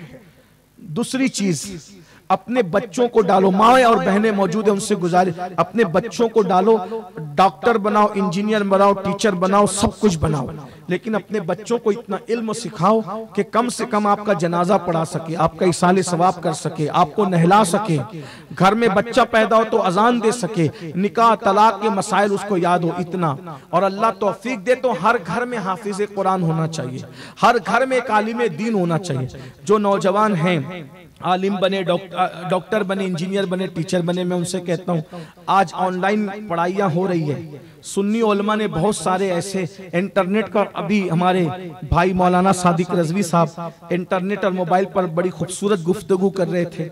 लेकिन मैं यहाँ एक बात कहूँ, इंटरनेट का सही इस्तेमाल करते हुए हमारे उलमा ने ऑनलाइन तालीम का सिलसिला शुरू किया है। कितने नौजवान हैं वो इधर उधर बैठ करके टाइम पास करते हैं, रोजाना 2-3 घंटा लगाएं, आप ऑनलाइन आलिम बन सकते हैं। हमारे साथी मौलाना सगीर नूरी साहब माशाल्लाह ये एमआर है ना, इन्होंने फार्मेसी किया है और उसके बाद तहरीक से जुड़े, इनके दिल में शौक जागा तो ऑनलाइन इन्होंने आलिम का कोर्स किया और माशाल्लाह ये इब्तिदा से, एदादिया से लेकर बुखारी तक इन्होंने पूरी तालीम हासिल की, ये आलिम बन गए। मैं मशवरा देता हूँ आप में के बहुत सारे नौजवान, आप भी ऑनलाइन पढ़ सकते हो। पहले पढ़ने के लिए समरकंद, बुखारा, कहाँ जाना पड़ता था। पढ़िए। एक बात जो हमारे दिमाग में है ना, क्या है, खप्त। आलिम बनने के बाद मदरसा पढ़ाना पड़ेगा, तो सैयद साहब मैं क्यों पढ़ाऊं अपने बेटे को। आलिम बनने के बाद, हाफिज बनने के बाद उसको मस्जिद में इमामत करनी पड़ेगी, 5000 की नौकरी मिलेगी। मैं कहता हूं किसने कहा तुम्हें कि हाफिज बनने के बाद मस्जिद में नमाज ही पढ़ाना है? किसने कहा आलिम बनने के बाद मदरसा ही पढ़ाना है? मेरे भाई, ये दकियानुसी ख्याल से निकल के आलिम बनने के बाद कोई जरूरी नहीं है कि उसको मदरसा पढ़ाना है। आलिम बनने के बाद वो डॉक्टर की जो वो कुर्सी पे भी बैठ सकता है ना, अगर वो डॉक्टर है तो। अभी मौलाना सगीर जो है आलिम बनने के बाद ये कौन से मदरसे में पढ़ाने बैठ गए, नहीं, जैसे मेडिकल संभालते थे वैसे संभाल दे माशाअल्लाह। लेकिन फर्क क्या है? एक अनपढ़, दीन से दूर शख्स जब दवा बेचेगा तो झूठ बोल करके बेच सकता है, मौत का सौदागर बन सकता है, लेकिन एक आलिम दीन जब उसके पास कोई मजबूर आएगा तो कहेगा अगर पैसे नहीं तो कोई बात नहीं, जितने दे दीजिए, ये लेकर के जाइए, अपने बच्चे की जान बचा लीजिए, क्योंकि उसकी नजर में कुरान होगा, जिसने एक इंसान की जान बचाई उसने सारे इंसानों की जान बचाई है, ये होगा। तो यहाँ जितने नौजवान बैठे हुए अमलनेर धुलिया, ये खानदेश के पट्टे में दुनियावी एतबार से हमारे लड़के लड़कियां बहुत पढ़े लिखे हैं, लेकिन मैं मशवरा देता हूँ 5 साल का कोर्स कर लो ऑनलाइन, हमारे मुबल्लिगीन आपको रहनुमाई करेंगे। माशाल्लाह सुन्नी दावत इस्लामी में खुद जो है मरकज की जानिब से ऑनलाइन कोर्सेज शुरू किए गए। आलिम बन जाइए, 2-3 घंटा तो निकालने, और क्या है, हर घर में एक अच्छा आलिम हो, ईमान बचेगा, अकीदा बचेगा। कोशिश करो, दिल ही दिल में अहद कर लो। आजकल लोग क्या करते हैं, गरीबों के बच्चे तो पढ़ रहे हैं, हाफिज आलिम बन रहे, मालदारों के बच्चे नहीं पढ़ रहे। मैं आपको बताऊं, सुल्तान औरंगजेब आलमगीर, मैं कोई सियासी बात करने नहीं आया, इन्होंने सिर्फ 6 महीने में कुरान हिफ्ज किया था। कितने महीने में? 6 महीने में। और कुरान वाकया याद करने का क्या वाकया बना, इनके बच्चे हाफिज कुरान हुए। औरंगजेब ने अपने बच्चों को खूब पढ़ाया, इनके बच्चे हाफिज कुरान हुए थे, तो कहा कि जाओ और दादा को सलाम कर दो। तो हजरत शाहजहां को सलाम करने के लिए पोते पहुंचे, तो शाहजहां ने कहा कि क्या ईद आ गई? औरंगजेब बेचारे को बदनाम भी बहुत किया गया। देखो मैं कोई मुगलों का एजेंट नहीं हूं, मुगलों ने जो अच्छा किया अच्छा, जो बुरा किया हम उसकी मजम्मत करते हैं। बादशाह लोग अच्छा भी करते हैं, बादशाह लोग बुरा भी करते हैं, तो जो अच्छा किया अच्छा किया। आज भी बहुत सारे सियासतदान अच्छा करते हैं तो अच्छी बात है, उनको सलाम है, बुरा करते हैं तो मजम्मत करते हैं। हम कोई सियासी लोग नहीं, और हमें मुगलों से क्या लेना देना, हम मुगल वाले लोग नहीं भाई, हम रसूलुल्लाह के गुलाम हैं। हाँ, बहुत अच्छा जुमला हमारी जमात के एक बहुत बड़े आलिम दिन ने कहा था कि हम ज़हीरुद्दीन बाबर वाले नहीं, हम मोइनुद्दीन चिश्ती वाले। हाँ, हमें क्या उस मुगलों से, अच्छा किया तो अच्छा किया, बुरा किया तो, लेकिन बात आई तो मैं कह रहा हूँ, मैं कोई उसकी तारीफ या कोई जबरदस्ती की बात नहीं कर रहा हूँ। औरंगजेब के बारे में एक हिस्ट्री गढ़ ली गई है, तारीख गढ़ ली गई है कि उसने अपने बाप को कैद कर दिया। ये सब फालतू सी बात, गैरों से कहा तुमने, गैरों से सुना तुमने, कुछ हमसे कहा होता, कुछ हमसे सुना। अपनी तारीख अपने उलमा की लिखी हुई पढ़ा करो भाई। जो अपने बाप को आला हजरत कहता हो, जो अपने बाप को, आप औरंगजेब के लिखे हुए खुतूत पढ़ें, जरा पढ़ा लिखा करें। कौवा कान ले गया तो नहीं, मैं फिर कह रहा हूं कि मैं उसकी कोई तायीद करने नहीं आया, मैं सिर्फ आपको समझाना चाहता हूं कि आपकी तारीख क्या है। बहरहाल तो अपने बाप को आला हजरत से कम कहता ही नहीं था औरंगजेब ने अपने बाप को खुतूत जितने लिखे उनके खुतूत पढ़ो, एक चांस दे दे। असल में बात ये थी कि छोटे भाई लोग औरंगजेब के खिलाफ कान भरते थे, उनके मामू कान भरते थे, औरंगजेब को करीब नहीं आने देते थे। बाप के और अब्बा बुढ़े हो गए थे तो बुढ़ापे में जरा कान कच्चे हो जाते। तो औरंगजेब ने बस इतना किया, कोई कैद नहीं किया, कोई कैद नहीं किया, कोई जेल में रख, सब झूठ है। औरंगजेब ने इतना किया कि अपने अब्बा को महल में रख दिया और सिपाही मुतय्यन कर दिए कि जितने कान भरने वाले अब्बा को परेशान करते हैं मेरे खिलाफ, कोई इनसे ना मिले। बस इतनी सी बात है। हुआ क्या, नाकाम ये किस्मत की छोटी सी कहानी थी, तुमने तो इसे बेदम अफसाना बना डाला। ऐसा ही हुआ, हाँ, बस इतना हुआ और कुछ नहीं हुआ।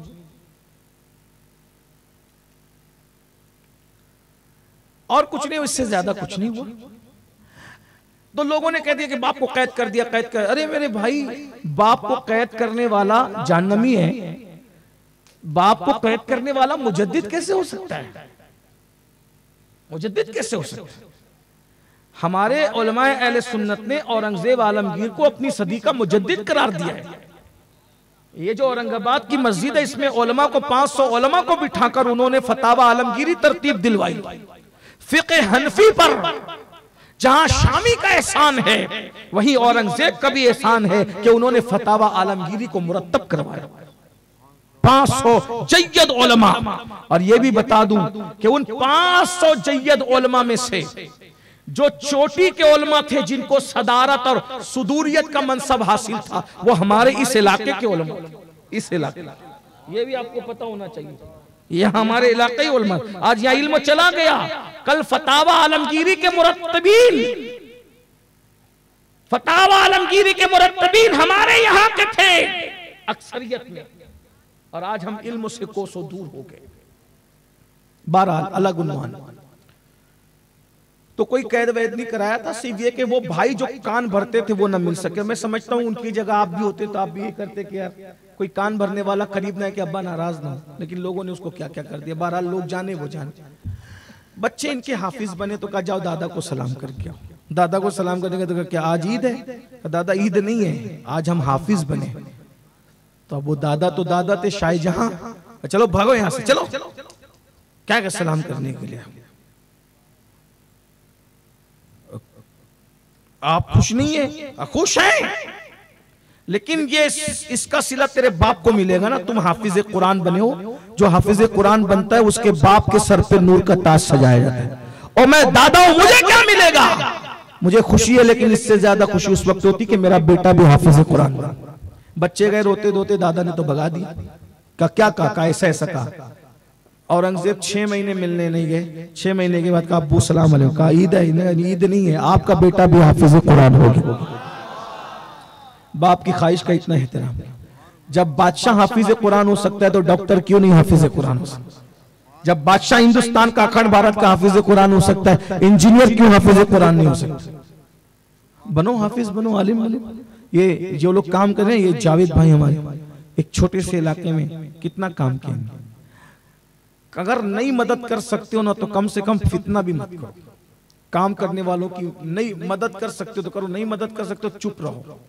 आजकल काम करने वालों के पीछे बहुत लगे रहते हैं। याद रखना, दीन के काम में जो रुकावट डालेगा अल्लाह उसकी नस्लों को बर्बाद करता है। इसलिए अगर काम नहीं कर सकते मदद करो, मदद नहीं कर सकते मुखालफत मत करो। हालांकि आप लोग नहीं करते मुखालफत, लेकिन मैं ऐसे ही पूरे हिंदुस्तान में घूमता हूं तो सब लोग मुझे बताते रहते हैं यहाँ के लोग ऐसे नहीं है। सारपेटा का पूरा गांव जावेद की मदद करता है, मुझे मालूम है। बगैर मदद के नहीं हो सकता। अमलनेर के अक्सर लोग हमारे फैयाज भाई उनकी पूरी टीम की मदद करते हैं, बल्कि जब हमारा इज्तिमा होता है तो पूरा गाँव जुड़ता है। अल्हम्दुलिल्लाह हम अपनी आंखों से देखते हैं, क्योंकि अमलनेर हमारे लिए नया नहीं है। हम पुराने जब दाढ़ी के बाल भी चेहरे पे नहीं निकले थे तब से हम अमलनेर आते हैं। अमलनेर के लोगों को जानते हैं, अमलनेर वाले हमें जानते हैं, लेकिन यहाँ के लोग मुखालफत नहीं करते। लेकिन एक बात मैं कह रहा हूँ, तो एक तो ये कि माल से सपोर्ट करो, इसाले सवाब के नाम पर मकतब को मजबूत करो, मदरसों को मजबूत करो। और अगर ये नहीं कर सकते तो अपने बच्चे दो, बच्चियां दो, बच्चियां को आलिमा बनाओ। देखो आजकल हो क्या रहा है, हाथों की मेहंदी नहीं छूटती, बच्चियों की तलाक होने लगती है, जिग शुरू हो जाती है, झगड़ा शुरू हो जाता है, रोजाना घर में महाभारत मचता है। वजह बच्चियां पढ़ी लिखी नहीं है, अनपढ़ है, अनपढ़ बच्चियां हैं। बल्कि अनपढ़ होने की वजह से नुकसान ये कि मंगनी होने के बाद मंगीतर से बात करती है, बाइक पे घूमती है, ये सब कुछ होता है, बड़ा नुकसान हो रहा है। और उसका नुकसान क्या है? अल्लाह अकबर, मंगनी होने के बाद फोटो निकालना, मंगीतर से बात करना, बाइक पे घूमना, आना जाना, उससे क्या होता है? शादी से पहले सब कुछ वो हो जाता है जो शादी के बाद होना चाहिए। फिर वो तो सब कुछ लूट करके कहता है मुझे ये लड़की समझ में नहीं आती। अब मंगनी टूट गई तो उसको कौन निभाएगा? क्योंकि उसको तो बाइक पे लोगों ने घूमते देखा है, मंगीतर के साथ बात करते देखा है, तो उसकी तो दुनिया और आखिरत दोनों बर्बाद हो गई। तो अपनी बच्चियों को पढ़ाओ, इल्म दो। ये शाहजहां की, औरंगजेब की बात चल रही थी। शाहजहां ने अपनी बेटी को कितना पढ़ाया। ये जो जहांरा बेगम है औरंगजेब की बहन है, जहांरा बेगम। आजकल मालदार लोग पढ़ाना ही नहीं चाहते। पढ़ा के क्या करेंगे? मेरे भाई पढ़ाओ, अल्लाह मिलेगा। पढ़ाओ, अल्लाह का कुर्ब मिलेगा। पढ़ाओ, अल्लाह की मार्फत मिलेगी। मेरे भाइयों, मेरी बहनों, खाना बनाने के मामले में एक अनपढ़ लड़की पढ़ी लिखी लड़की से अच्छा खाना बना सकती है। तवज्जो करना, एक अनपढ़ लड़की एक पढ़ी लिखी लड़की से अच्छा खाना बना सकती है, लेकिन जो सफाई का ख्याल पढ़ी लिखी लड़की रखेगी वो अनपढ़ लड़की नहीं रख सकती। क्योंकि हमने अनपढ़ लड़कियों को भी खाना बनाते देखा है। देखो मैं ग्राउंड लेवल की बात कर रहा हूं, तवज्जो करना। हंसने की बात नहीं, हंसाने के लिए मैं कोई लतीफा गो आदमी नहीं, लेकिन मैं बता रहा हूं अनपढ़ लड़कियों को भी हमने खाना बनाते देखा है, पढ़ी लिखी लड़कियों को भी खाना। हमारे खानदान में अनपढ़ लड़कियां भी बहू बनकर के आई, पढ़ी लिखी भी बनकर आई। मुमानियां है, चचियां है, और भी बहुत कुछ है, बड़ा खानदान रखते हैं। लेकिन हमने अपने बचपने में देखा अनपढ़ लड़कियों को, इधर लड़का रोते हुए आया चाय प्याय करते हुए, उधर उसकी नाक बह रही थी, इधर उसकी नाक पोछी और हाथ नहीं धुला, उसी तरह आटा गुनना शुरू कर दिया। ये अनपढ़, हंसने की बात नहीं। लेकिन पढ़ी लिखी लड़की को ख्याल होगा सफाई आधा ईमान है, तो वो नाक पोंछने के बाद फौरन आटा नहीं गूंदेगी। इधर वो लड़के ने पेशाब किया, उधर रुमाल से पोंछ दिया और उधर खाना लगाने में मसरूफ हो गई। बाद में ख्याल ही नहीं लगा, हाथ डाला, नमक निकाला और डाल दिया। पढ़ी लिखी लड़कियां हाथ डाल के नहीं नमक निकालेगी, वो चम्मच से नमक निकालेगी। तो अनपढ़ लड़कियां पढ़ी लिखी लड़कियों से अच्छा खाना बना सकती है, लेकिन जितना सफाई का ख्याल पढ़ी लिखी लड़कियां रखेगी, अनपढ़ लड़कियां नहीं रखेगी। और पेट में जैसा जाता है वैसा असर दिखाता। आप गंदे संदे लोगों के हाथ का कुछ दिन खाना शुरू करो, आपकी तबीयत के अंदर खुद ही वसवसात शुरू हो जाएगी। लेकिन पाक साफ नमाजी लोगों के हाथ का खाना खाओ, आपकी तबीयत। पहले के औलिया अल्लाह बेनमाजी औरतों के हाथ का खाना नहीं खाते, उनका तकवा और था। आज तो किसी के भी हाथ का खा लिया, रुमाल लपेट करके, ऐसा गंदा रुमाल जिसको कुत्ता खाए तो 3 दिन तक उसका पेट दुखे। उसके हाथ का बड़ा पाव खा रहे हैं तो बोलते हैं हजरत वसवसे बहुत आ रहे हैं, तो खा क्या रहे हैं? ये वसवसे क्यों आते हैं? मैं आपके देहात के हिसाब से बात कर रहा हूं, मेरी तबीयत नहीं है। मुझे मेरे उस्तादों ने समझाया कि बेटा जहां के लोग जैसे वैसे उनके लेवल पे उतर के बात, ये है। आओ, खाना बदलता है तो इंसान बदलता है। खाने का बड़ा रोल है, खाना बदलता है इंसान बदल। भाई हम लोगों के साथ ऐसा होता है कि कभी कभी खाने के बाद जो है वो दिमाग ठिकाने पे नहीं रहता, उलझन होती है। कभी कभी जो है वो दिमाग चिड़चिड़ा होता है, फौरी तौर पे फिर एहसास होता है कि भाई कोई गड़बड़ वाला खाना पेट में आ गया। फिर गुस्ल करो, वुजू करो तो उसका असर जायल होता है। फिर बुजुर्गों ने जो तरीका बताया तो ये सब बहुत असर करता है। अब बात खत्म कर दूं एक बात पे। हजरत महबूब इलाही के दौर में, सुन लीजिए, महबूब इलाही, अर्ज कर दूं ये बात, अर्ज कर दूं, बहुत लंबे से आप सुन रहे हैं लेकिन सुन लीजिए।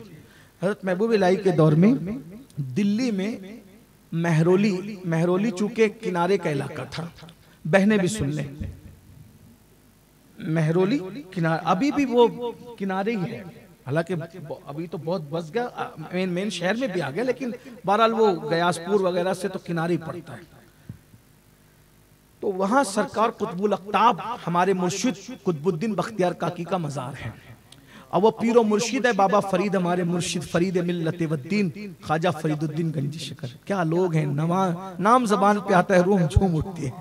क्या लोग हैं, इनके नाम आने पर गुनाह माफ हो जाते हैं, इनका जिक्र करने पर रहमतों का नुज़ूल होता है।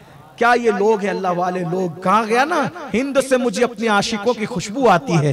ये वही आशिक लोग थे, फरीदुद्दीन, निजामुद्दीन, कुतुबुद्दीन, मोइनुद्दीन, ये वही लोग थे जिनकी खुशबू मदीने तक पहुंच रही थी। मेरे अरब को आई ठंडी हवा जहां से, मेरा वतन वही है, मेरा वतन वही है।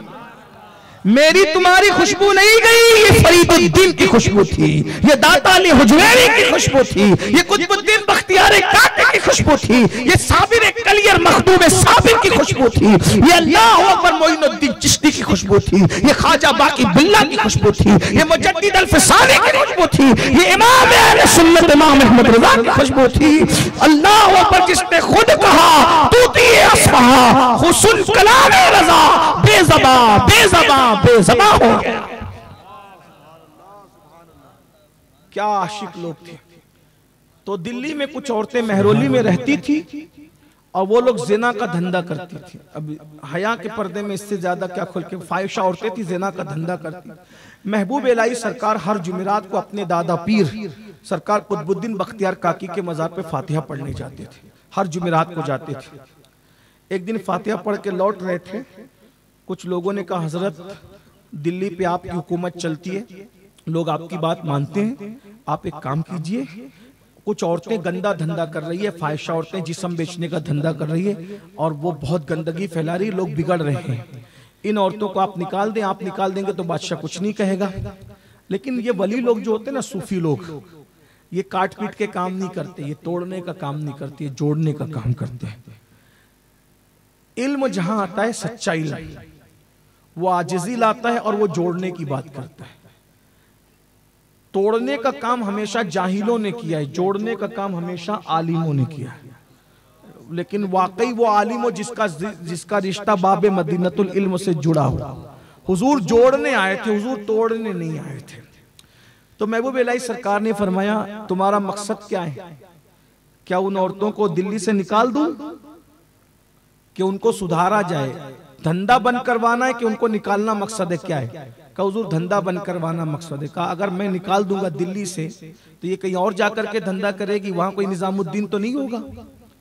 तो इनको निकालने की बात क्यों करते हो, इनको सुधारने की बात करो। कहा ठीक है जैसे आपकी मर्जी। वो फाहिशा औरतों के पास महबूब इलाही गए। जैसे उन्होंने महबूब इलाही सरकार को आते देखा फौरन पर्दा कर लिया। आज सरकार आए, महबूब इलाही सरकार ने फरमाया तुम लोग जो खाना खाती हो ना तो तुम अपने घर खाना नहीं बनाना, मेरी खानका से तुमको खाना आएगा अगली जुमेरात तक। आज जुमेरात है, अगली जुमेरात तक मेरे खानका से खाना आएगा, वही खाना, ठीक है? अपना पका के मत खाना। जी सरकार जैसा आपका हुक्म। फाहिशा औरतें थी लेकिन बहुत एहतराम था महबूब इलाही का, सारी दुनिया एहतराम करती थी, सारी दुनिया, बादशाह भी इज्जत करता था। 8 दिन तक के दोनों टाइम का खाना लंगर से महबूब इलाही खानका से जाता रहा। जब फातिहा पढ़ने के लिए महबूब इलाही सरकार बाबा कुतुब के यहाँ गए, वो सारी औरतें पर्दे में थी। का सरकार फातिहा पढ़ने बाद में जाए, पहले हमें तौबा कराएं, हम तौबा करना चाहते हैं। उन्होंने तौबा कर लिया। तो जो लोग शिकायत लेकर आए थे कहा हज़रत कोई तकरीर नहीं किया आपने, कोई नसीहत नहीं की, कोई वाज नहीं किया, 8 दिन खानका का खाना खाया, ये कैसे सुधरेगा बेटा? ये लोग जैसा खाते थे वैसा काम करते थे। जब इन्होंने लंगर से पाकीज़ा खाना खाया तो अल्लाह ने इनके दिल के अंदर नूर पैदा फरमाया। हजारों तकरीर सुन के सुधरते नहीं हो ना तो खाना कैसा खाते वो सोचो, पेट में क्या जाता है वो सोचो। सूद का खाना जा रहा है, बचत गट का आया हुआ जा रहा है, इसका दबा खा, उसका छीन खा, उसका कर्जा ले खा, उसका दबा कर खा, बहनों का हिस्सा खा जा, भाइयों का हिस्सा खा जा, बस सबके माल पे नजर है। हल में मजीद, पेट जहन्नम बन गया, जहन्नम। जैसे जहन्नम कहता ना हल में मजीद, वैसे हल में सब आन दो, सब आन। ये हाल है। जिस दिन मुसलमान खाने पे एहतियात और कंट्रोल करने लगेगा इंशाअल्लाह उस दिन आपको अमीनुल कादरी जैसे मुकर्रिरों की तकरीर की जरूरत नहीं पड़ेगी। अपना लुकमा सुधार लो, तुम खुद ब खुद सुधर जाओगे। लुकमा आज सुधरा हुआ नहीं है, इसलिए तकरीर तुम्हें सुधारनी। तो याद रखना, पढ़ी लिखी औरतों के खाना बनाने का अंदाज और अनपढ़ लड़कियों के खाना बना जमीन आसमान का फर्क है। पढ़ी लिखी बच्चियां बच्चों की परवरिश कैसे करती है, अनपढ़ बच्चियां बच्चियों की परवरिश कैसे करती है, फर्क है। पढ़ी लिखी बच्चियां बात कैसे करती है, अनपढ़ बच्चियां बात कैसे करती है, फर्क है। तो याद रखो, अपनी बच्चियों को पढ़ाओ, मदरसे में भेजो, इल्म हासिल करें। शाहजहां ने अपनी बेटी को, जहां आरा बेगम को, इतनी बड़ी आलिमा बनाया था कि गरीब नवाज पर हिंदुस्तान में सबसे पहले जिसने फारसी जबान में गरीब नवाज की सीरत पे किताब लिखी है वो किसी और की बेटी नहीं है, वो बादशाह की बेटी शाहजहां की बेटी है, जिसने गरीब नवाज की शान में पूरी किताब लिखी। मोनिसुल अरवाह पहली किताब शाहजहां की बेटी जहांआरा बेगम ने लिखा। और ऐसा लिखा कि बड़े बड़े उलमा जब गरीब नवाज पे कलम उठाए तो जहांआरा बेगम का हवाला दिए बगैर किसी की किताब मुकम्मल नहीं हुई। चाहे वो अब अल्लामा निजामी ने लिखी, उन्होंने भी जहांआरा बेगम का हवाला दिया। बाद में जिस किस मुसन्निफ का नाम लूं, सब ने जहांआरा बेगम का हवाला दिया। आपने सुना है सुल्तान शमसुद्दीन अल्तमश का नाम, उसकी बेटी रजिया सुल्ताना को उसने इतना इल्म पढ़ाया था कि हिंदुस्तान के बड़े बड़े उलमा अगर किसी मसले में उलझ जाते थे तो हमने अपने बाज उलमा से सुना है कि रजिया सुल्ताना की तरफ रुजू करते थे और वो सैयदा आयशा की सुन्नत पर अमल करते हुए पर्दे के पीछे से बैठकर लोगों को मसले बताती हुई नजर आती थी। ये इल्म का मेयार था। हजरत इमाम मालिक ने अपनी बेटियों को इतना पढ़ाया था कि बालिग होने से पहले इमाम मालिक की बेटियों ने मुअत्ता इमाम मालिक को ज़बानी याद कर लिया था। बड़े बड़े मुहद्दिस जब हदीस सुनाने आते थे और गलत हदीस पढ़ते थे तो इमाम मालिक की बेटियां हाथ पे हाथ रख करके मार करके अपने अब्बा को कहती थी, अब्बा ये मुहद्दिस साहब हदीस गलत पढ़ रहे हैं, इनको लुकमा दो कि ये हदीस सही पढ़े। ये इल्म का मेयार था।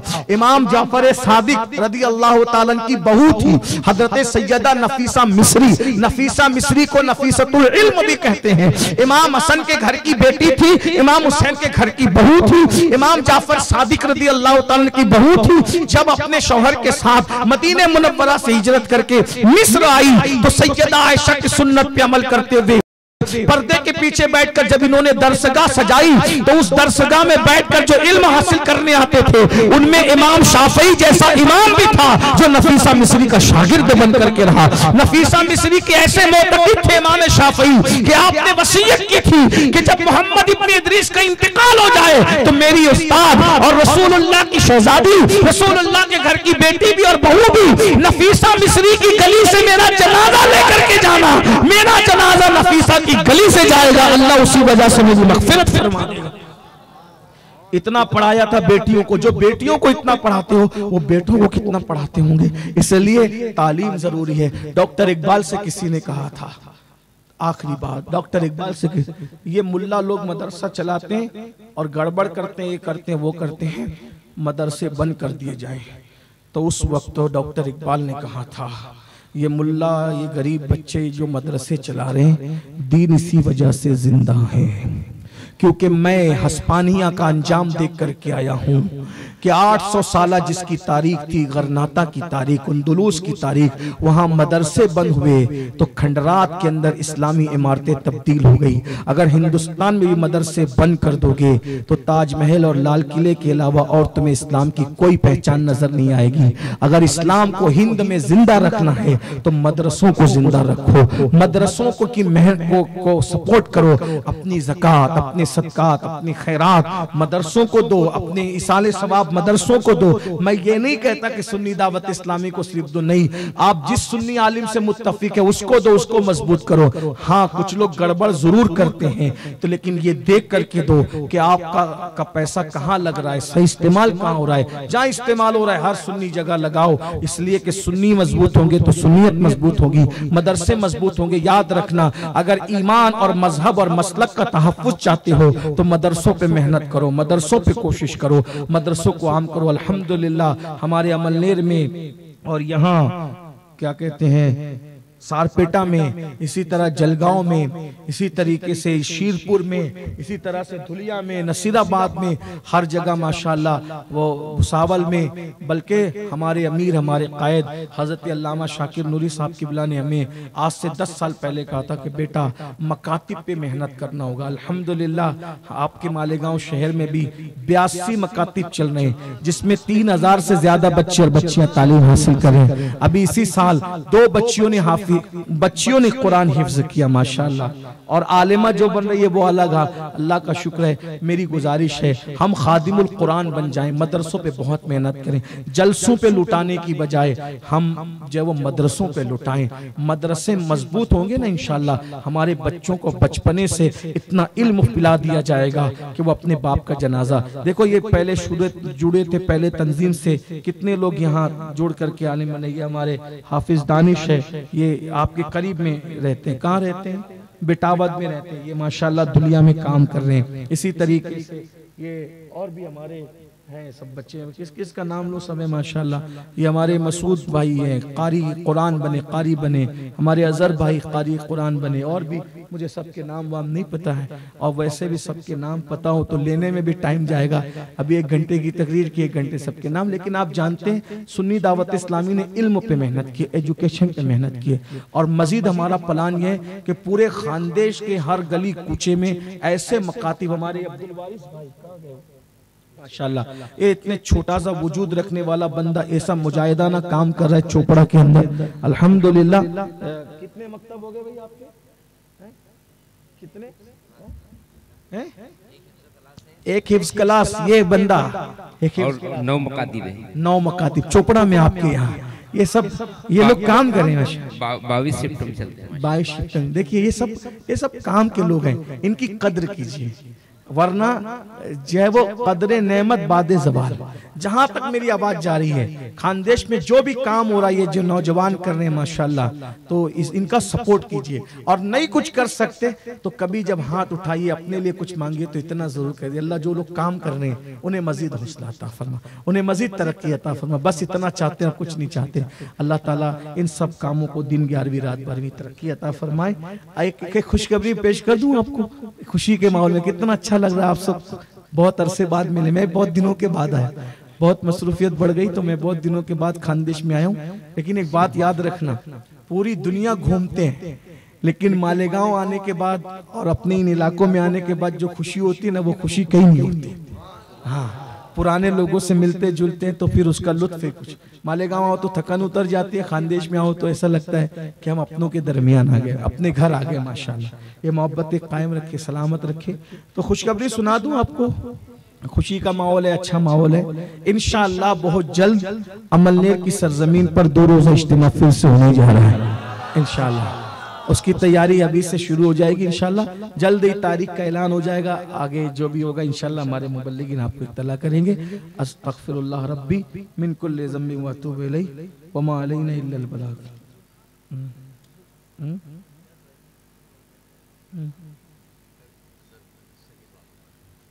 क्या लिखा हुआ है?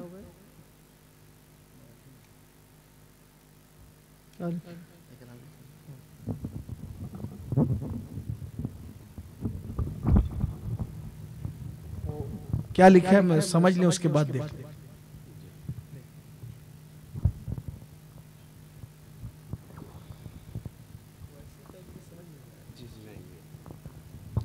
एक खुशखबरी और सुनानी है, बल्कि 2 खुशखबरियाँ सुनानी है।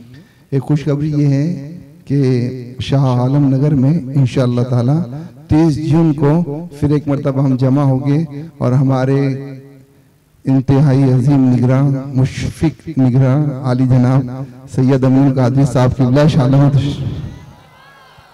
30 जून याद रखें, ठीक है। दूसरी एक खास बात यह है कि आज तक जो नहीं हुआ वो हम आज करने जा रहे हैं। 1 जुलाई, याद ये तारीख चेंज है, 1 जुलाई को इंशाअल्लाह ताला शाह आलम नगर में हुजूर निगरां मोहतरम आली जनाब औलाद गौसे आज़म सैयद अमीन कादरी साहब की तशरीफ है इंशाअल्लाह। आज तक हमने नहीं किया, आज कर रहे हैं। बहुत सारे हमारे नौजवानों का तकाजा है कि हमें ऐसा सैयद चाहिए जो आलिम दीन भी हो, जो नब्बाज़ असर भी हो, जो मुर्दा उरूफ में जिंदगी की खूने जिंदगी जवाने वाला भी हो, जो बहुत ज्यादा जिनसे मोहब्बत है तो हम उनकी अरादत में दाखिल होना चाहते हैं, मुरीद होना चाहते हैं। तो हम हज़रत की बारगाह में इल्तिमास करते हैं कि बहुत बड़ा एक ग्रुप है, बहुत बड़ी एक जमात है, बहुत सारे नौजवान हैं जो आपसे मुरीद होना चाहते हैं। हम चाहते हैं कि हज़रत आपकी बारगाह में इल्तिमास है कि जितने लोग आपके मुरीद बनना चाहते हैं आज आप बाकी सिलसिला